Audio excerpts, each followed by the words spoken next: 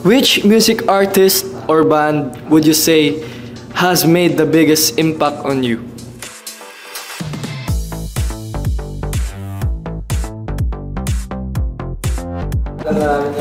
First, I'll go with Chris Brown and of course Michael Jackson. Ako naman, Bruno Mars.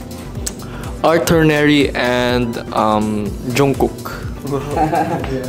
Ako naman, 17. Ako naman po si Justin Bieber. Sample. Ako Sample. Ako BTS. Yeah, because I'm the K-pop fan in the group. What's the best fun? What is the best fun gift you received so far? Ang gala, yung electric fan. Thank you sa nagbigay nun. Alam mo yun sa TikTok? Alam mo yun sa TikTok? Pero basta yun, yung fan na yun.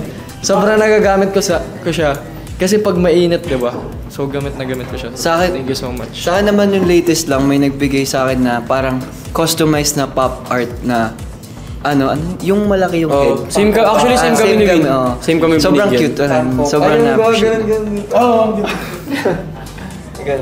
Sa akin po is sapatos. Last year siguro, yung Dreammaker. Last year.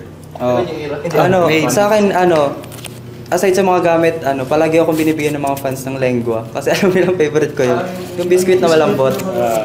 Pang bungal. Lengua. Next. Ako yung sa akin. Ako yung sa akin din, sapatos din. Pero kasi yung sapatos na yun, yun yung favorite ko kasi na brand. Tapos, ilang beses na siya nakaganon. Ilang beses ko na yun nabili, ilang beses ko na din nasira. Tapos pag nasisira na magugulat ako, meron ng magpapatay naman. And add ko lang pala, yung na-receive lang namin, latest lang din as a group, yung Digicam. Oo. Na meron na kami pang vlog para sa mga trainings and for contents. It's what object do you always have with you aside from your cell phone? Go first. Of course, AirPods. AirPods din. Ikaw, bro. Ikaw. Ano ba? Ikaw nga muna. Inisip ko Ano ba? Siguro wallet. Ay, Wallet. Ako pwede ba yung biscuit? Kasi bawal ako magutom. Bawal kasi siya. Sa akin kasi nasabi niya yung wallet na lang, pabango na lang. Kailangan lagi amoy mabango. What's your New Year's solution for 2020? Ay, parang di nangyayari. 600 na solution.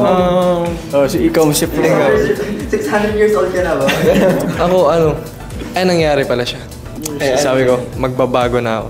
Siguro ako dati, pinaka-New Year's resolution ka na nagawa ko talaga is when I was siguro 15 years old kasi 95 kilos ako before.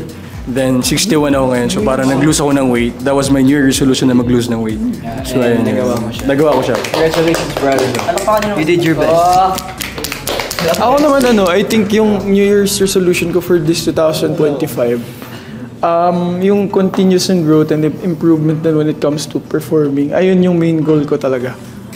Mas maging matured pa in terms of yung technicalities in terms of performing and singing and dancing. Yes. Ako naman siguro magkalaman next year. Look, ayaw pa nang kailangan ng katawan. Ako naman siguro siguro mas ma-explore pa yung mga iba't ibang bagay. Sumasagot na pala siya, nagtutawag ka. Ha? Uy! Ayun, narinig naman nila yun Ikaw. Hindi, okay na. Seryoso na. Mas gagalingan ko pa. Hindi yun talaga pinasagot si Lee. Go lang ba ulit? Kung ano yung gusto nila, yun yung gagawin ko next year. Ayun na lang tuloy. Tama yan, Brad. Ako last, siguro, mas mag-open ako ng doors about new knowledge pa para tulungan din yung character ko, personality ko. Na mayamag ko rin naman sa grupo. Happy 12th anniversary, letters and music! More anniversary to come! Yes. Congrats! Congrats po!